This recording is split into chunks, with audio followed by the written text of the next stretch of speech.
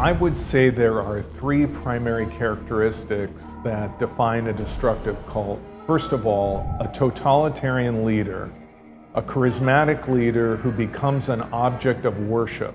Number two, that the group has a process of coercive persuasion to break people down, create a mindset of dependency upon the leader for critical thinking, and engenders undue influence. And then finally, number three, that the group does harm.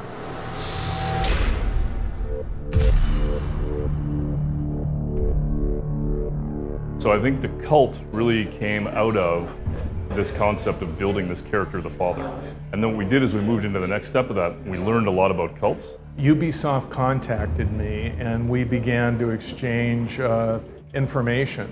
You know, they basically bounced things off of me to see if they were historically accurate. So basically what I kind of brought to the table was my long history of work and research dealing with destructive cults. And I think what Ubisoft wanted to do in Far Cry 5 was contextualize their ideas and make sure that they fit within that universe. Often, and that's what's really scary, was saying, yes, this exists, and actually it was worse. And so we were realizing that then again, reality was far stranger than fiction, and we could go actually way further than what we were doing. I think the problem is that when you or I think cults, maybe what we think of is just a bunch of people running around in these weird robes and there's goats around or whatever else, and you're like, what is this? There's all this sort of inference to a very cliche version of a cult. And that's not what this is. We learned a great deal about them. And so we started to build this cult and think about it, and we started to say, how does it work? How would it be seductive? When a destructive cult wants to take over a particular area, they will have people coming in, buying businesses, buying real estate, and they become a disproportionate amount of the population. I mean, if it's a small town, it may not take that many members of a destructive cult to tip the balance and for the town to become kind of a company town. There have been towns in the United States where the mayor of the town is a member of a group that has been called a cult.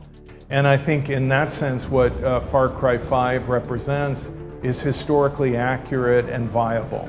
And like for instance, we spend a lot of time studying how a cult could get a hold of a space.